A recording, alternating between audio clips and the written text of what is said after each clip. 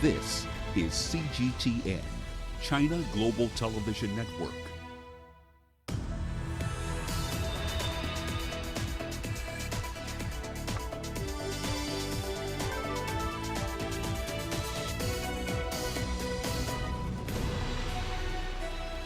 Hello there, welcome to this edition of Global Business Africa. In the next hour, we'll run through the business news stories you need to know about from Africa and beyond. Let's start with a quick run through the markets here for you. So South Africa's Mines Ministry has approved the sale of Anglo Gold Ashanti's final assets in the country to Harmony Gold, on condition, however, that it doesn't delist from the JSE or relocate its headquarters. The assets, of course, include Mponeng. It's the deepest gold mine in the world. Anglo Gold shares closed nearly 4% higher today at the JSE, but they've fallen by over 12% so far in the month of August. The top 40 in the all share, they closed by 0.9 and 0.8% higher today. Here's what's coming up tonight. Zimbabwe is grappling with a worsening crisis as international donors and funders withhold support despite pleas by the government. Nigeria's Akinwumi Adesina is poised for second term as president of the African Development Bank as delegates meet virtually for the first time in the bank's history. And we're seeing a major drop in the use of plastic bags in Japan after fees kick in. Our starting point tonight, however, is Zimbabwe. The Southern African country is, in its words, being forced into a corner by the refusal of multilateral institutions to lend to the country more cash as the Southern African nation is facing an economic meltdown. Shunned by multilateral lenders since it defaulted on payments back in 1999, Zimbabwe right now owes over $7.6 billion to different international financial institutions. Now, that includes the World Bank, the European Investment Bank, the Paris Club, and the African Development Bank as well. As a result, it's essentially been shut out of credit markets, it's closed out from official bailouts, and debt relief that has also been extended to other countries in the wake of the COVID-19 pandemic. Zimbabwe is relying largely on grants from donors to deal with the subsequent health and economic crisis that it's going through right now. In the meantime, businesses in Zimbabwe have welcomed the government's decision to shorten an overnight curfew and to extend operating hours. The curfew has been cut to between 8 p.m. and 6 in the morning. Business hours were restored to between 8 a.m. and 4:30 p.m. in order to ease the plight of the public. From Harare, here's CGTN's Farai Moktuya. Shortened trading hours have been disastrous for business. Listed retailer Edgar's Limited reported declines of 43 and 55.7% in turnover and sales respectively for the first half of the year, attributed to the COVID-19 lockdowns. Other top-end outlets are counting their losses. But the impact has probably been felt more here in the informal sector that's always counted on its capacity to operate outside traditional business hours as an advantage. They have welcomed the additional time to close crucial sales. It is better to go up to 4:30 than it is to go up to 3. The challenges are still on the public transport, especially where that is still limited. But look, under the circumstances, it's an improvement. Many here want the restrictions eased further. The last few days have been promising because we have seen a slight increase in traffic, but there are still many of our customers being blocked from getting into town at police checkpoints since they don't have letters authorizing them to move around. There are people who want to buy our goods but haven't been able to leave their homes since lockdown began. That's going on almost 5 months, a lengthy interval that's left these traders desperately clinging on for survival. And even if things don't improve, they're unlikely to pack it all in. Ultimately, if you look at the Zimbabwean typical SME, it's more a lifestyle business. It's about keeping the family alive. So they always find something to do. So a person closes down one operation, they open another. If someone was doing transport and they realize that, or public transport, for example, they realize that avenue is blocked, maybe they're going to deliveries or they're going to something else. So I think what will happen is there will be a lot of shifting. Despite a surge in COVID-19 cases, Zimbabwe has progressively reopened the economy to enable the majority informal sector to earn a living. Farai Mwakutuya, CGTN, Harare, Zimbabwe. The Secretary General of the World Tourism Organization is on a tour of Egypt's famous pyramids and the new Grand Egyptian Museum as well. This trip is Zuba Pololikashvili's first trip outside of Europe since the pandemic. It comes as Egypt is trying to ready itself to receive even more international visitors. The country is trying to jumpstart the sector after suffering a major blow brought on by the COVID-19 pandemic. Now, the World Tourism Organization is looking to offer support and cooperation as well as assess the extent to which Egypt is ready to receive the usual millions of international tourists it gets every year. This visit by the WTO will also serve as a symbolic stimulant to the industry. Egypt's tourism sector is a vital source of foreign currency income. It accounts for roughly 15% of the country's GDP. Now, most of the globe's travel for business and tourism came to a screeching halt when the coronavirus outbreak turned into a full-blown global pandemic. Egypt's tourism centres by the Red Sea, like the El Gouna resort town, are now trying to jumpstart tourism activity after their industry got quite the blow amidst this pandemic. Here's CGTN's Alexandra Majala with the details. Egypt's tourism sector, like many across the globe, has come to a halt in the wake of the coronavirus pandemic. Stakeholders in the sector are taking all the necessary measures to jumpstart tourism. Egypt suspended international flights and shut down famous historic sites in mid-March as the government looked to curb the spread of the virus. I think it's the biggest crisis tourism has seen in the last 50 years, much bigger than anything else that happened ever before. It's not only tourism, I mean, it's also, of course, airline business, travel in general. The government says tourism accounts for 5% of the economic output, but analysts say it may be as much as 15% if jobs and indirect investment are included. While the sector is expected to recover, the progress is slower than expected.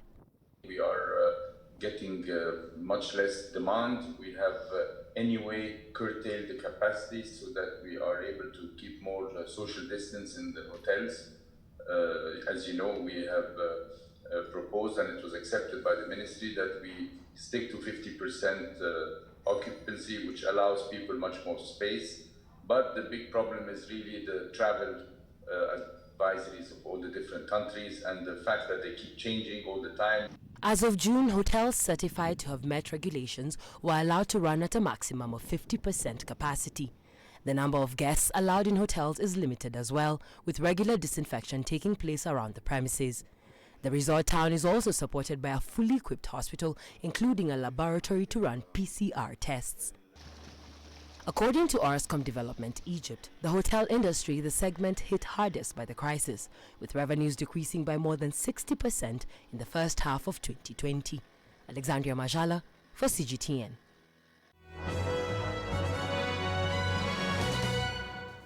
All right, then a quick run through some company news. Let's start in Kenya. The tax authority in the East African economy, the Kenya Revenue Authority, plans to disable the personal identification numbers of companies and individuals it suspects of evading taxes. Now, it's a pretty drastic measure. It's expected to cut off affected individuals and businesses from registering or transferring land, motor vehicles and other assets that require proof of active registration as a taxpayer. In South Africa, the property group Resilient has proceeded with paying out a final dividend, saying in spite of pressure from COVID-19, some of its malls, particularly in rural areas, did actually see some sales growth. Excluding COVID-19 related discounts, the South African portfolio recorded net property income growth of 5.5% on a comparable basis. The group did provide discounts of just under $10 million. In North Africa, Egyptian banks will resume normal working hours from the 1st of September, nearly 6 months after the Central Bank of Egypt shortened working hours for the banking system amid some pretty strict preventive measures against the coronavirus pandemic. According to the CBE, banks will open for clients from 8:30 in the morning to 3 in the afternoon. Working hours for employees will be from 8 in the morning to 4 p.m. And finally, American Airlines has announced plans to cut 19,000 jobs from October, just after the government's wage support scheme to airlines essentially comes to an end. In addition to the 19,000 cuts, about 12,500 people have voluntarily left the airline since March. Another 11,000 will be on voluntary leave in October. Under the terms of the CARES Act, which provided up to $50 billion worth of help to the U.S. airline industry, airlines could not lay off or involuntarily follow staff until the 1st of October. That's a run through your company headlines.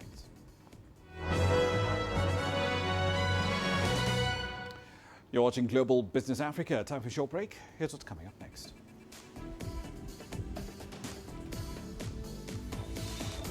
Nigeria's Akinwumi Adesina is poised for second term as the president of the African Development Bank, as delegates meet virtually for the first time in the bank's history. And we'll explore how Nigerian enterprises are coping with an increasingly severe shortage of foreign currency. The world economy as we know it is about to change. Global business reports highlight emerging markets, developing countries, and dynamic sectors worldwide. We feature top analysts and newsmakers to provide perspectives on every facet of business.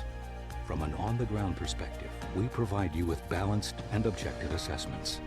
Fast, sharp, and insightful. Global Business, only on CGTN. There's more to this place than just glorious landscapes. There's more to it than just, say, Table Mountain or glorious, endless salt flats. There's more to it than countries that are home to some of the deepest mines in the world. There is so much more to this place, even if it is home to some of the finest diamonds on the planet. It is the sheer diversity of the people who call Southern Africa home and the relentless drive to make it a better place that make it so special. And we know that because this too is home.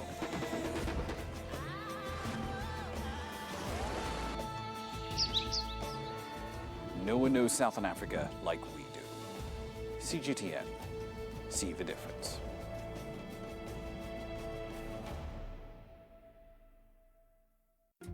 Africa is the nexus of enterprise, and Global Business will tell you why it matters. From the mega investment projects to multi-billion-dollar mergers and acquisitions. Africa today collects, just in terms of revenues from taxes alone, $545 billion a year. If you take 10% of that and you devote it to the energy sector, problem solved.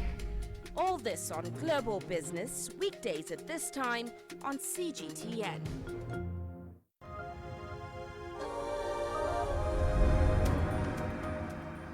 Welcome back to the program. Now, the 2020 annual meetings of the African Development Bank are being held virtually for the first time in the bank's 56-year history.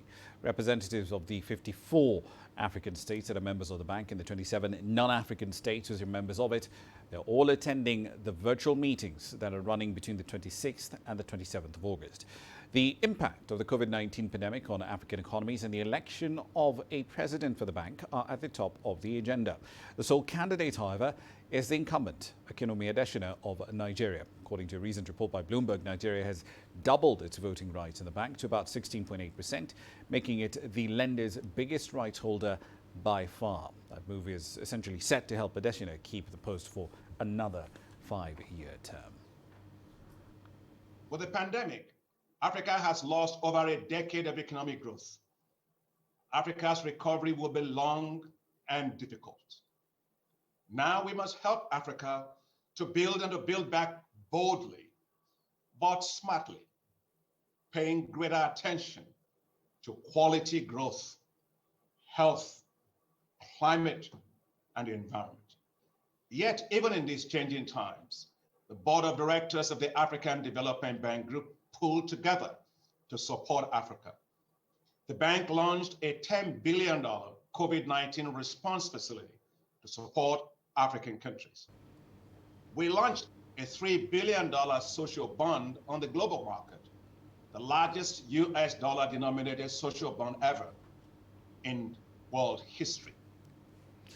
Now, Nigeria is facing a pretty severe foreign currency shortage following the collapse in the price of its main export, crude oil. The country's long-held multiple exchange rates and capital controls have just compounded the problem, as firms and foreign investors are finding it increasingly difficult to buy US dollars with ease or even just move capital out of the country. As CGTN's Deji Badmus now reports, there are growing fears that this foreign currency shortage could limit the recovery of Africa's largest oil producer. The last time Nigeria experienced the current forex liquidity shortage was in 2016, when the country slipped into recession. With another recession looming, the problem has resurfaced, and the course is not uniquely different from the last time. A fall in oil price, the country's main source of forex earnings, and a drop in remittances flow as a result of global disruptions from the COVID-19 pandemic have both combined to hurt the country's forex revenue. Even foreign investments, too, have been greatly impacted.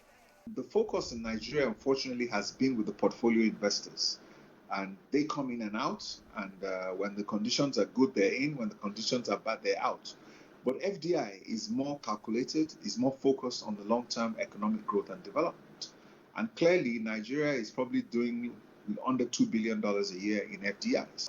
Nigeria's capital market has been badly hit as a result of the situation, as foreign portfolio investors bid for the gates, seeking alternative markets. For most of the foreign investors bought the FMDQ OTC futures contract, FX futures contract rather, and it's a Naira non-deliverable forward that they get Naira and they still have to source for their dollars. So what we've been seeing now is that for most of the foreign investors, despite the assurances from the CBN, for most of them have not been able to repatriate their proceeds. The Central Bank of Nigeria has so far carried out 2 rounds of devaluation as part of its strategy to ease the pressure on the local currency and bring about a single exchange rate for the country. It also added some new items on its list of items banned from accessing forex through the official market. Even banks too have had to ration the sale of forex and review spending limits of customers. But the scarcity still persists, and some analysts say the situation could go on for the next 18 months if oil prices continue to remain low. So at the point when oil prices are over $100 a barrel, then you should see the Naira appreciate against the dollar. And at a time when oil prices are low, you should see the Naira devalued. But basically, because you have a static exchange rate regime, we've suffered devaluation and we're not seeing that revaluation. We need to ensure that our foreign exchange policy incentivizes investment, allows or encourages inflow of foreign capital and foreign direct investment. We need to remove the current level of uncertainty around a lot of policy issues. The National Bureau of Statistics here has just released the GDP figures of the country for the second quarter. Not surprisingly, the economy contracted by 6%, even though oil continues to account for around 9% of the entire GDP. Fact is, if prices do not go up, the entire economy will continue to feel the shock. And of course, the forex challenge will continue to bite harder. Deji Badmus, CGTN, Lagos, Nigeria. Now, Nigeria, as you've just heard, is struggling to cope with a deepening shortage of foreign currency. According to the OPEC data available for the month of August, crude oil output over there has fallen by 22% in the first 7 months of the year to about 1.37 million barrels of crude per day. Now, if you combine that with the 26% decline in Brent crude prices so far this year, Nigeria is getting a lot less foreign currency from its main FX earner. But despite the shortage, despite the capital controls and the economic damage inflicted by the COVID-19 pandemic, investments are still flowing into the tech space. Plentiwaka, a bus-hailing company in the country, raised $300,000 not too long ago, and it's also expanded into Abuja during this pandemic. Onyeka Akuma is a co-founder and chief marketing officer at Plentiwaka. I started by asking him a little earlier how the firm survived the second quarter of 2020. We got a bit of difficulty in moving people because of the lockdown, but we then found ways of moving goods and services, essential goods and services, across the city of Lagos. Now that has allowed us to continue to generate some revenue within the lockdown period. It was a bit challenging also because it affected some of our fundraising process, and some of the investors we were speaking to slowed down in their interest because we couldn't connect them with the actual activity going on across the city as we're moving people, because nobody was moving around. So that had its own difficulty we had to deal with. Indeed. So you did manage to raise $300,000. This is essentially pre-seed investment. What's this money going to go to do in the business? We've invested our time into the technology that has allowed us to deliver plenty worker to our users. The monies we've been able to raise will continue to see us invest more in our mapping technology, invest a bit more in getting more users on the platform, invest a bit more as we continue to look at expanding into other states and into other areas that we find value for, where plenty worker can give a tremendous experience to its riders. And so those three areas are technology, investing in our technology, investing in our market to get in more users, and then as we continue to look at different routes that we want to expand into, they are the core focus of where that funding is going into. But that funding is still in the early phase. I mean, it's our pre-seed funding. Right now, we've already started conversations with a couple of other investors that are looking at coming into the next round of funding, which we've already started having conversations over. Are those local entities that you're talking to, or is it a mix of local and foreign entities? And the context of the question is this, because if we look at the capital environment in Nigeria at the moment, with what's happening with the Naira, there's a clear shortage of dollars in the market. A lot of investors outside the country might look at Nigeria and say, look, if I put my money in now, what are the good chances I might actually get it back in the medium term? Has that been a problem for you? So it's interesting to raise that and see that for us in Plenty Worker, we're getting 80% of the interest coming from the outside community and investors from outside of Nigeria. So we're getting interest from investors in China, we're getting interest from investors in Japan, we're getting interest from investors in Hong Kong, which has an extension with China. We're getting interest from investors across Africa. And what we've also getting interest from investors in London.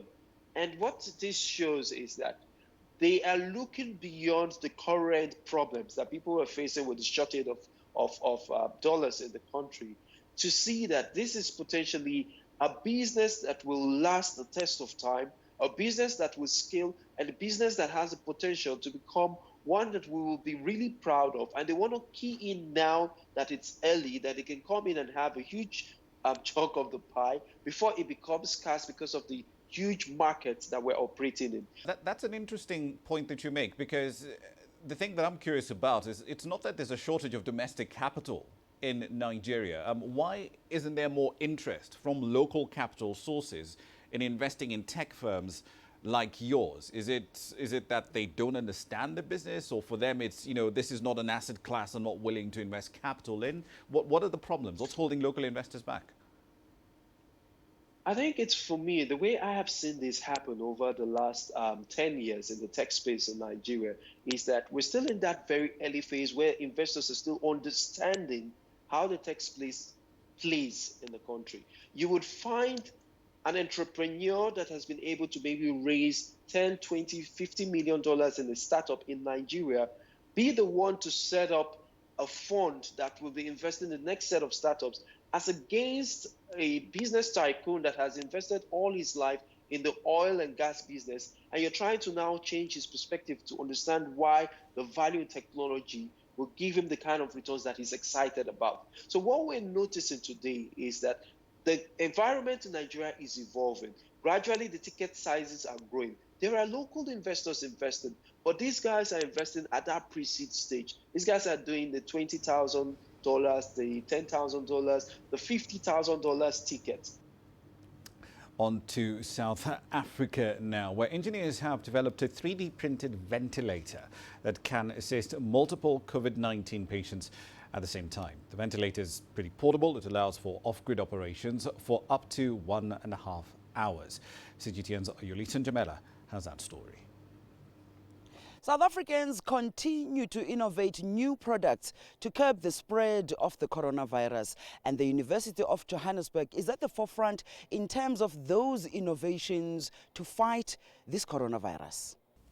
In April, the Institution of Higher Learning created open-source cheap ventilators to help fight the COVID-19 pandemic. During the same month, UJ developed 3D printed surgical face shields in an effort to meet the rapidly growing need for personal protective equipment for healthcare workers. And now the university has developed 3D ventilators. The ventilators have a customizable base plate to treat multiple patients. Named ora imprimere, meaning a breeze of air provided by printing.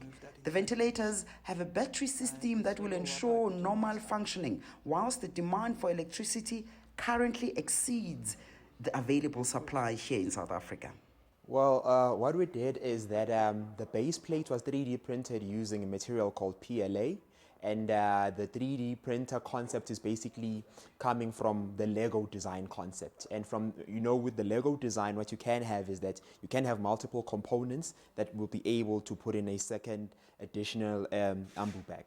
South Africa has a problem of power outages and what is called blackouts. So one of our undergrad students, Mr. Malcolm Lowe, suggested that we use lithium-ion batteries as part of this design. So what we did there is to superimpose lithium-ion batteries into the design so that it can last for 1.5 hours without the need of an electrical grid connection. An ambu bag is a handheld device commonly used to provide positive pressure ventilation to patients who are not breathing or not breathing adequately. The ambu bag is centered with these locks, and these locks make sure that the ambu bag does not move and always keep its center. They can be adjusted to any bag size.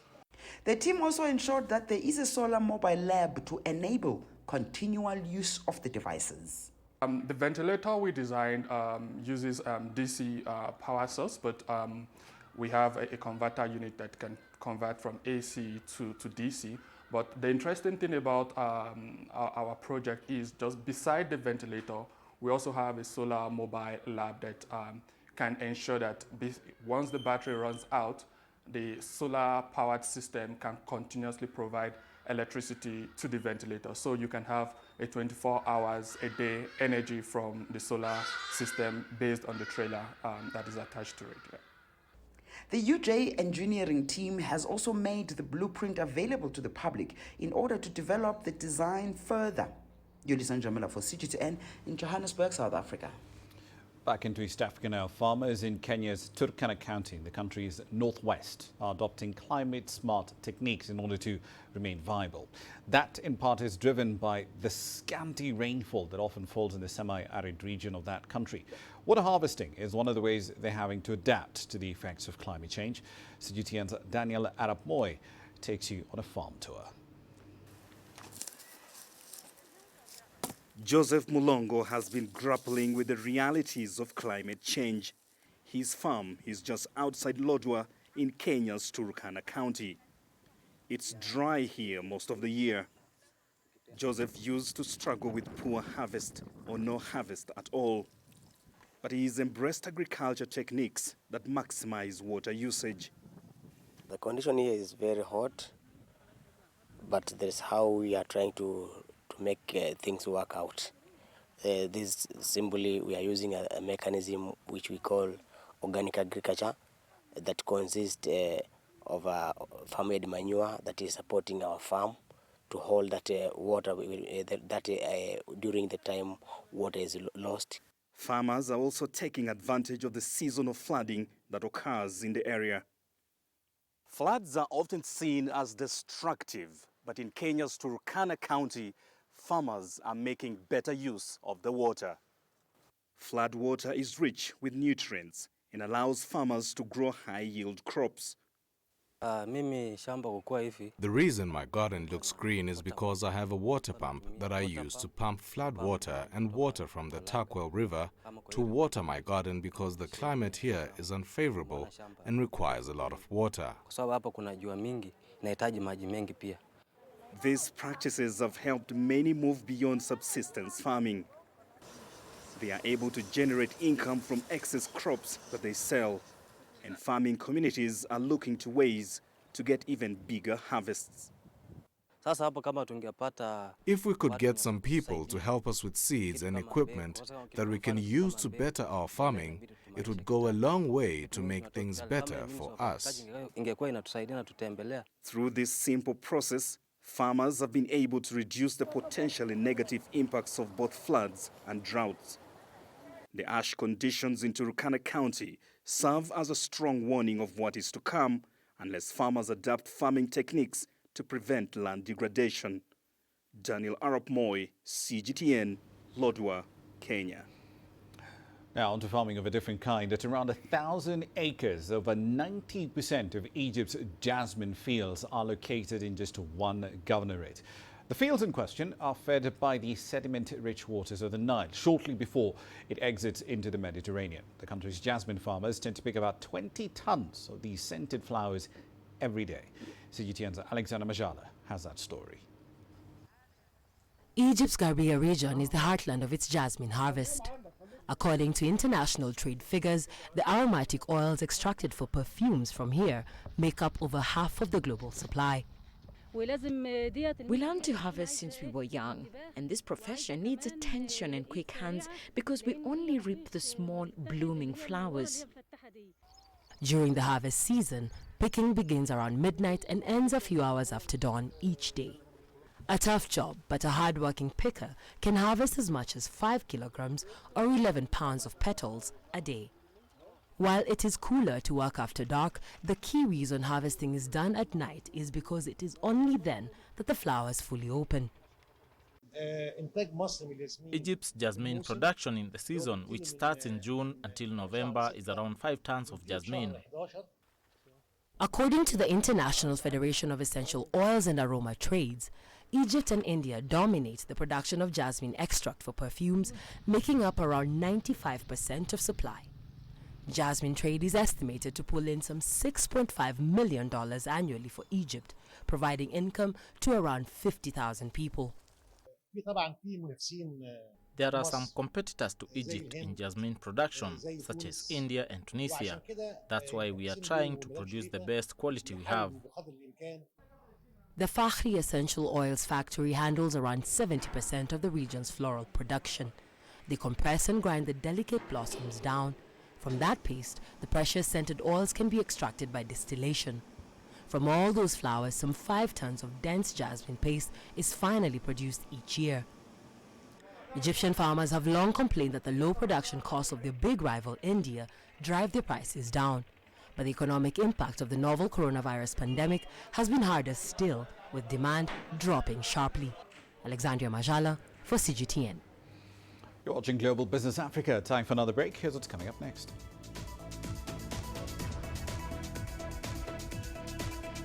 We're seeing a major decline in the use of plastic bags in Japan after fees for their use kick in. And China's Silicon Valley is offering support for AI innovations. We'll explore that and lots more next.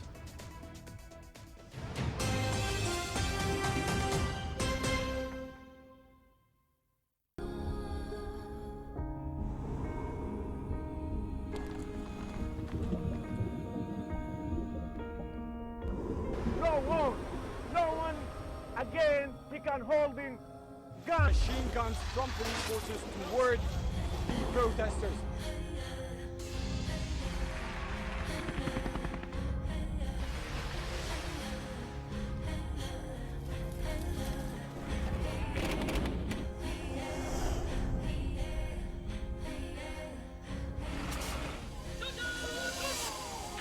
Were you worried about your life at that particular time?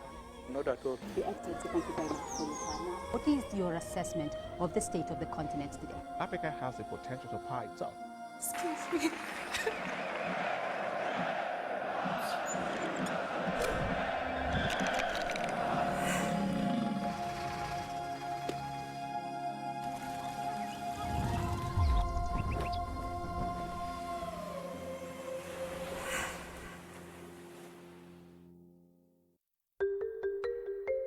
How will your world change today?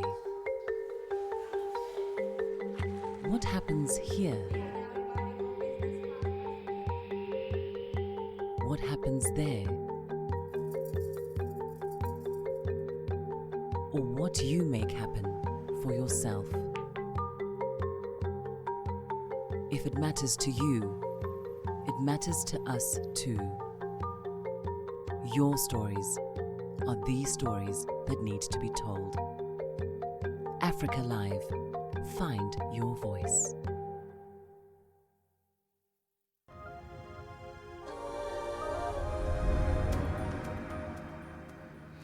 Welcome back. Let's head over to Japan. Shoppers over there are skipping the plastic bag in order to save money. Major retailers are saying more than 70% of their customers are refusing to use plastic bags from last month, when shops now started to formally charge clients for the privilege of getting them. But the question still remains, is this enough to reduce Japan's use of plastic packaging? Grace Lee saw some answers in Tokyo. The price ranges from a penny to 5 cents, but shoppers are now being charged for shopping bags in Japan. It's a major step towards the country's reckoning with its plastic problem. It produces an estimated 9 million tons of plastic waste every year, second highest in the world after the US. When I came to Japan, I was really shocked because you could see even candies, they're like small candies, individually wrapped in plastic and then again wrapped in a bigger plastic container. Bianca Yamaguchi is a sustainability consultant. She started a movement called Zero Waste Japan, which aims to help and educate people who want a zero-waste lifestyle. That means bringing containers to shops, finding stores that sell produce in bulk, and refusing any non-reusable packaging from stores. But that lifestyle hasn't been easy. Even from a financial standpoint, it's way cheaper to buy plastic these days than it is to buy non-plastic products. So yeah, I think it's a really big headache. More so than plastic bags, plastic wrapping may be a bigger issue for Japan, according to experts. The pandemic has only been making it worse, with delivery and food takeaway becoming the norm, but there may be a cultural aspect to this problem as well. Cecilia Grandi Nagashiro is a researcher and founder of Sustainable Living Tokyo. It's called a wrapping culture. Like from long time ago, they find beauty in wrapping beautifully. Like it starts even when you look at furoshiki culture, that you wrap very neatly. And I think before furoshiki, the cloth was eco-friendly because you could recycle, reuse it many times. But then it was replaced by plastics. According to Hideshige Takada, a professor of agriculture and tech at Waseda University, plastic is abundant in Japan because the cost of waste management is on taxpayers and not corporations. Probably your country and the European country already introduced the extended produce responsibility system. Under that system, the company pay the cost for waste management. But in Japan, the company don't have to pay for that. However, Japan excels at recycling, with over 80% of its plastic waste being recycled. Yamaguchi says that might not be a good thing. The fact that Japan does it so well actually has a negative effect on the population, because people say, oh, it's okay, we recycle it anyway, so we can use it, it's no problem. And the plastic bag charge may be seeing some negative effects too. At least one online shop reported sales of plastic shopping bags have tripled, meaning people may still be using plastic bags, just finding better deals for them elsewhere. Grace Lee, CGTN, Tokyo. China's Commerce Ministry did a recent survey that showed that more than 90% of foreign-funded firms in China intend to continue to invest and operate over there. The leading Swedish home furnishing retailer IKEA is doing pretty much that. It today announced its China business plan for the 2021 fiscal year, and it laid out the reasons behind the strategy. Zhang Shishuan has the details. IKEA first entered the China market 22 years ago, but the past year has witnessed probably its greatest transformation ever, as it caters to rapid changes in local consumers' preferences and shopping habits. Vice President Francois Branty says the company's member numbers rose by 4.1 million during the past year.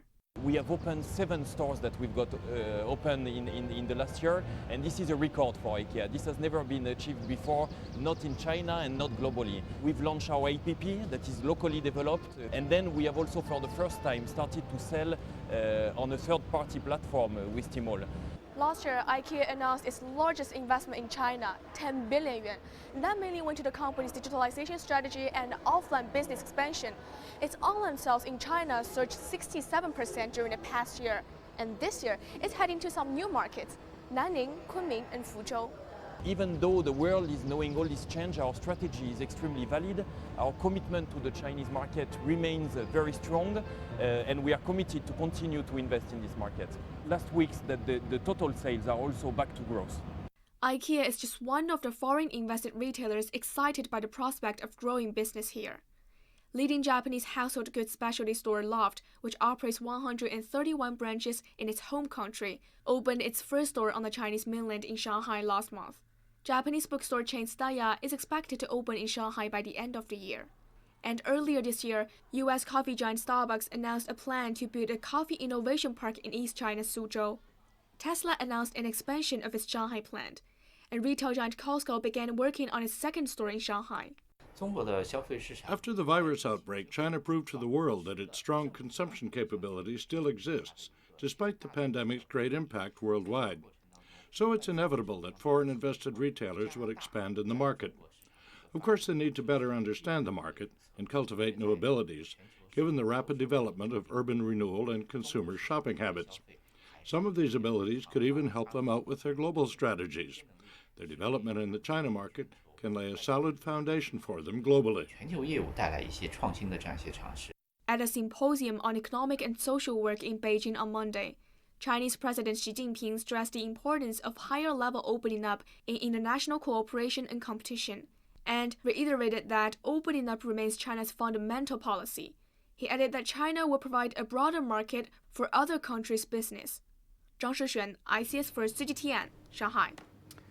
Now, coffee shops do provide more than just a place where you can get your regular dose of caffeine. They're also frequently used as meeting places, or just a place to sit down and enjoy a book or get some work done. But with a lot of these lounges closed due to the pandemic, CGTN's Isabel Lowing visited one German coffee shop to see how it's coping with the situation. In a pre-pandemic world, this espresso bar was a bustling hub in the community. It's much quieter now. Previously, it could seat more than 50 customers. Now there's space for just 14.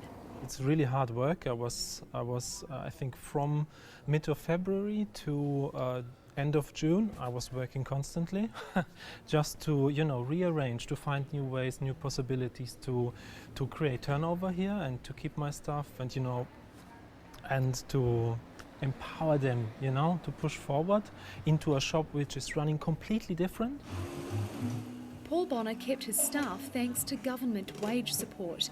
During lockdown, he sold coffee beans out the window. Now he has a socially distanced terrace area. The shop itself is too small to allow customers safely inside. We still are making high quality products, but the experience in our shop was always more than that. It's also an experience of ambience. So how does it feel to be in the shop? How is the lighting? How is the fancy machines are looking like? This kind of stuff, and the nice menu, always fresh and prepared for you. And also the service. Usually service is really important for us. Also in terms of proper recommendations, to spend time with the customers, to lead them through an experience in our place. And this is actually not really possible anymore. Normally, a third of Bonner's turnover comes from selling espresso machines and training baristas. That's now completely gone. So too is the catering side of his business. Casualties of a pandemic which has caused consumer spending in Germany to shrink by 11% between April and June. The economic slump of the last quarter is worse than during the financial crisis more than a decade ago. And it's the sharpest decline since Germany began recording quarterly GDP calculations in 1970. Bonner managed to keep his business afloat by selling coffee beans online, thanks to a large and loyal customer base.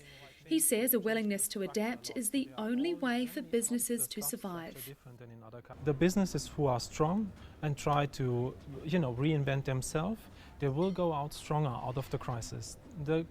And the ones who can't will die, right?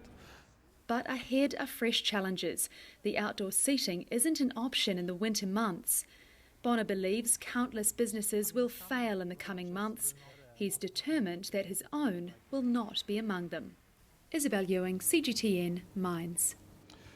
Now, this year does mark the 40th anniversary since the establishment of the Shenzhen Special Economic Zone. Often it's referred to in some quarters as China's Silicon Valley. And Shenzhen has transformed from this tiny little fishing village into a global manufacturing hub that bustles with tech startups. CGTN's Zhao Yunfei finds out the latest in AI machine learning development on What's Hot tonight. Artificial intelligence is a key component of many smart cities. Amid the COVID-19 pandemic, AI has been applied to prevention and control measures. This door access system can detect your body temperature and whether or not you have a mask on. But if you don't, it won't let you in. The system is available in communities and workplaces. If someone with a high temperature tries to get access, the system will alert the administrator. Facial recognition technology has been used in some malls, helping merchants track down suspects of theft. Now it's the same technology helping health authorities with contact tracing for potential coronavirus cases. The pandemic has made us realize that we lack a system that can both locate people and screen their body temperatures. Our newest system meets both needs to close the loophole. Shenzhen has been a hub of new ideas and startups in the high-tech industry. Pengcheng Laboratory is a government-led research center that promotes innovation in tech. It provides platforms for doctors like Chang Yi and Wang Xiao who've received assistance for their project. It's a camera that can capture images at speeds higher than the average low-motion camera can. With automatic vehicles, ordinary cameras can hardly capture fast-moving cars or pedestrians. This camera can quickly detect road conditions and help avoid accidents. The team says they've received sufficient support from the lab. We were told to focus on problems that others have trouble solving. I'm very inspired by the project. The team says they hope their project can make great contributions to society and especially to Shenzhen's success. Right, then a quick run through commodity prices for you. Let's focus on oil. Brent futures for October, little changed. 45.84 barrel at 16.28 GMT. It's quite the recovery when you think about it from the lows that we hit in April. In fact, from the start of May to date, Brent is over 50% higher. WTI crude across Atlantic over 62% higher since then. Nigeria, that's Africa's biggest oil producer, expects third and fourth quarters of the year, though, to reflect, in its words, continued effects of the slowdown. Remember, the forecast for 2024 Nigeria is a contraction of anywhere between 5.4 and 8.9%. Here's what's coming up next.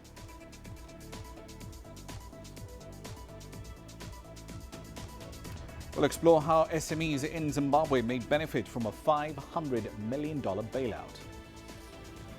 You don't find the stories of North Africa by sitting on the sidelines.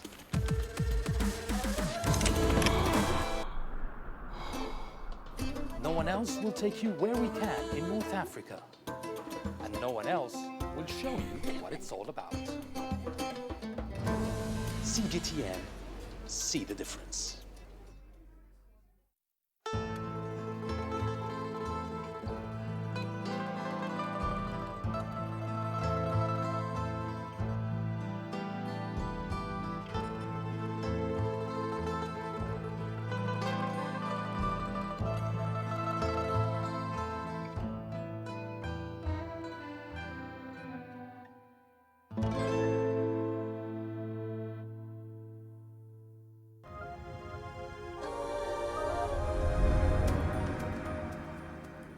Welcome back to the program. Small and medium-sized enterprises in Zimbabwe are struggling to adapt to remote working. Now, while working from home has become the new norm for many of us, the sudden shift from the routines we're used to new ways of working has come with its fair share of problems. CGTN's Astatal explored some of these challenges for Grassroots tonight. Nelson Muzavuwi runs a metal fabrication business in Highfields, Harare's small industrial area. But things have been different for Muzavuwi in recent months. Like many here in Zimbabwe, he is now running a shop from home, a reality he says is difficult to contend with. Actually, we have moved from our initial working places to work at home because actually we just wanted to avoid the crowded areas. So when we came here, actually, we've seen there are some disadvantages, but there are some advantages as well. We have seen some increase in the electricity supply since the lockdown, and they have actually managed to also service a lot of clients which I was failing to service in the past due to some shortage of electricity. Zimbabwe's SME sector has been inactive since mid-March due to the country's coronavirus lockdown. The sector is now fretting over an uncertain future, despite assurance of $500 million bailout from the government. The stimulus package was announced by President Emmerson Mnangagwa on May 1st. It's meant to mitigate the impact of COVID-19, which has already left many businesses in distress. Indeed, the most affected are the informal sector and the SMEs, because a lot of livelihoods were destroyed by people staying at home and not selling or buying or distribution or manufacturing. And these will also get their own package.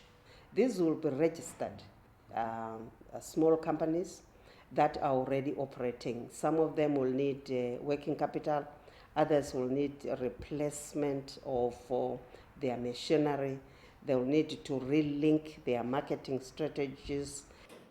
While a government bailout is a welcome development for people like Muzavui, most businesses in Zimbabwe were already struggling prior to the pandemic. The southern African nation is at the moment in the grip of its worst economic crisis in over a decade. Inflation is running at about 800%, and most of the population is struggling to cope with fuel shortages, power rationing, and severe currency shortages. Astatal, CGTN. Nigeria's government has provided a $200 million credit line that should make it a lot easier for millions of young entrepreneurs across the country to get access to finance from the formal financial sector. The government hopes that this will create a new wave of economic opportunities for tens of millions of young Nigerians and hopefully boost economic growth at the same time. Here's CGTN's Phil Ihaza with this report from Abuja. 17-year-old Adesonia Oluwatosin Deborah is making pastries for breakfast. Deborah says she wants to set up a catering business, but she has no money to actualize this dream. I have a dream to become a very big chef, a well-recognized chef in the world, but the problem is the fund, the money. So if I should have the money now, sure, I'll be able to supply, open my own restaurants, a very big one, have my own signature dish, many of them. At this catering center in Abuja, Deborah joins other young chefs to perfect her baking and cooking skills. People need to come to this type of training like White Dish Catering Center to be empowered well, not to be going to quacks, so that it does not affect the society, because we train them to become to become international chefs. Nigeria is home to nearly 100 million young people between the ages of 18 to 35, according to the United Nations. But more than half are without work or are underpaid.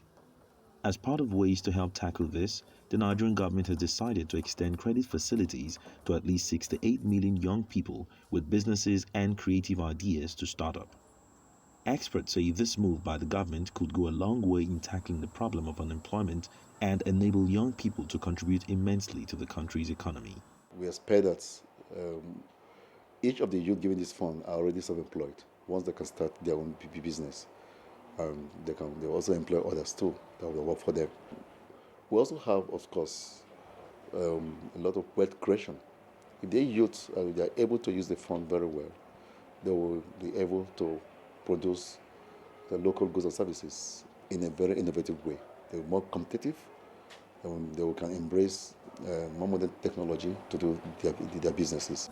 However, similar empowerment programs for young people have been launched in the past, and critics argue that beyond funding, the government will need to tackle challenges affecting implementation. The bottleneck we have in this case is the bureaucracy in the process of administering, disbursing, and monitoring this fund. Then the other bottleneck is we don't have a robust training institution in this country that would like to train the youth and prepare their mind towards entrepreneurship.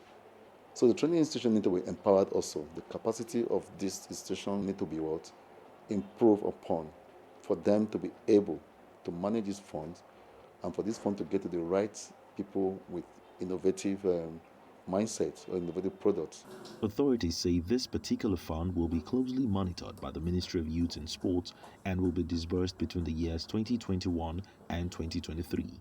For millions of young people like these, access to funds for business and the right skill set is something experts say could create a whole new generation of entrepreneurs in Nigeria and lift millions out of poverty.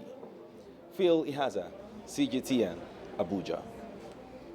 On to Ghana now. The coronavirus pandemic has not only affected the economy, but also the cultural fabric of life. It's affected traditional festivals like the Homowo.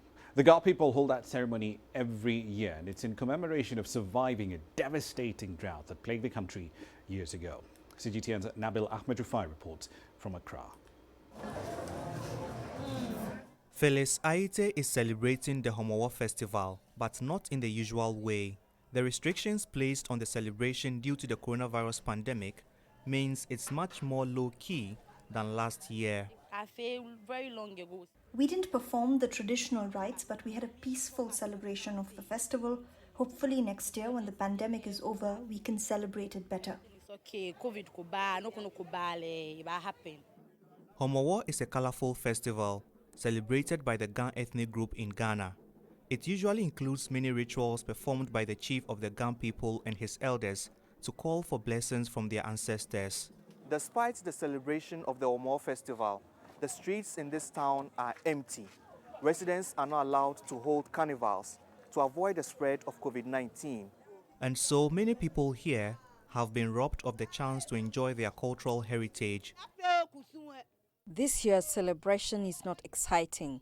We can't go around the community in groups singing and dancing like we've always done in the past. We just have to stay at home and eat the special meal usually prepared on this occasion. This year's Homowo celebration will go down in history as one that was without the usual splash. Phyllis hopes the pandemic goes away soon so that next year she can enjoy the festival that allows her to embrace her cultural identity. Nabil Ahmed Rufai, CGTN, Accra, Ghana.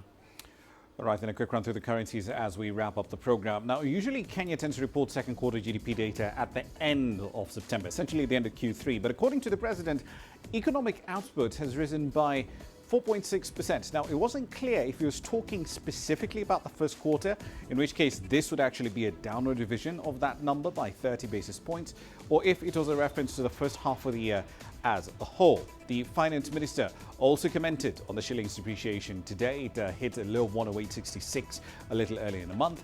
He says that the ministry had expected the currency to be hitting 120 to the dollar due to the pandemic's economic damage. But Kuriatani credits the extra foreign currency reserves from the IMF and the World Bank for helping to forestall that situation. Those are your currencies, and that's it for this edition of Global Business Africa. As always, we'd like to hear your thoughts on the content you've seen on the program. Many ways to get your thoughts back to us, all of them on your screens right now. I'm Ramah Nyang in the Kenyan capital, Nairobi. Thank you for your company in the last hour. The World Today is up next from Washington, D.C.